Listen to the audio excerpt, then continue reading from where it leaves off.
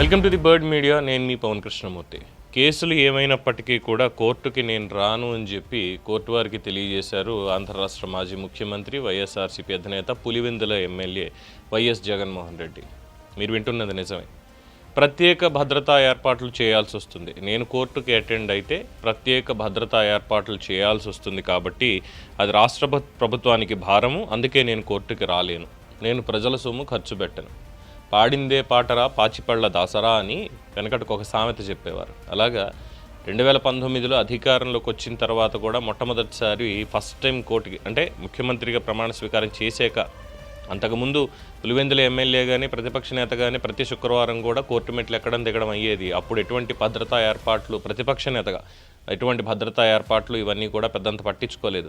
కానీ మాజీ ముఖ్యమంత్రి అనేటువంటి ట్యాగ్ వచ్చిన తర్వాత మాత్రం ఇప్పుడు ఆయనకి భద్రతా ఏర్పాట్లు ఇవన్నీ ప్రత్యేకంగా చేయాల్సి వస్తుంది, ప్రభుత్వానికి భారంగా ఉంటుంది అని చెప్పి నేను కోర్టుకి రాలేను అని చెప్పి జగన్మోహన్ రెడ్డి గారి స్టేట్మెంట్.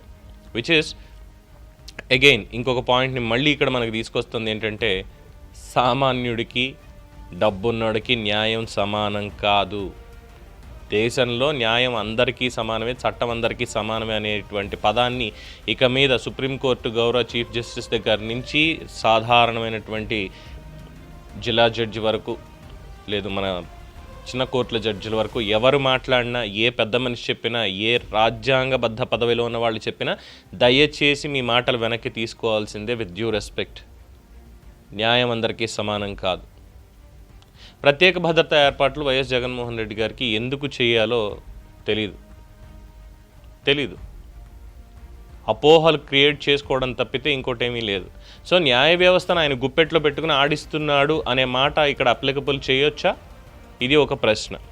సో ఈయన చెప్పింది ఆయనకే తెలియాలి. ఇంకా ప్రత్యేకమైనటువంటి భద్రతా ఏర్పాట్లు చేయాలి, అది భారం అవుతుంది కాబట్టి నేను కోర్టుకు రాను.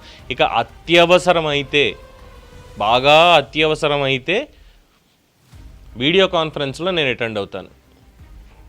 మొత్తం ఎందుకు రోజు పోలీసులు అరెస్ట్ చేస్తున్నారు, అరెస్ట్ చేసి జైల్లో పెట్టడానికి, రిమాండ్లో పంపడానికి వీళ్ళందరినీ చేస్తున్నారు? ఎందుకు అవసరం లేదు.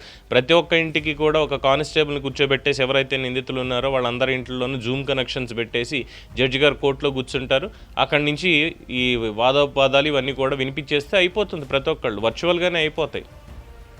ఫిజికల్గా అవసరం లేదు. అది ఏ కేసులో నిందితులైనా కూడా. ఎందుకంటే మరి ఇప్పుడు న్యాయం సమానం అంటే ప్రతి ఒక్కరికి విచారణ కూడా సమానంగానే జరగాలి.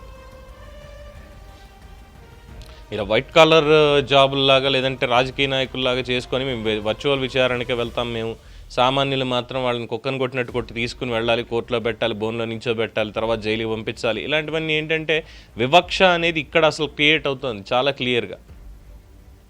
మేమేదో రాజకీయ నాయకులు అంటే లేదంటే మాజీ ముఖ్యమంత్రులు అంటే దైవాంశ సంభూతులం, మాకు ఈ నియమాలు ఇవన్నీ మాకు పట్టవసల అనే విధంగా వీళ్ళు ఉన్నారు అంటే అది దేశ వ్యవస్థల్ని అపహాస్యం పాలు చేయడం తప్ప ఇంకొకటి కానే కాదు. పైగా వర్చువల్గా కూడా ఆయన అటెండ్ అవుతారట, వర్చువల్గా మాత్రమే అటెండ్ అవుతారట. అది కూడా తప్పనిసరి అయితే, లేదంటే మా లాయర్ ఉన్నాడుగా ఆల్రెడీ, ఆయన వాదించుకుంటూ వెళ్ళిపోతాడని చెప్తున్నారు.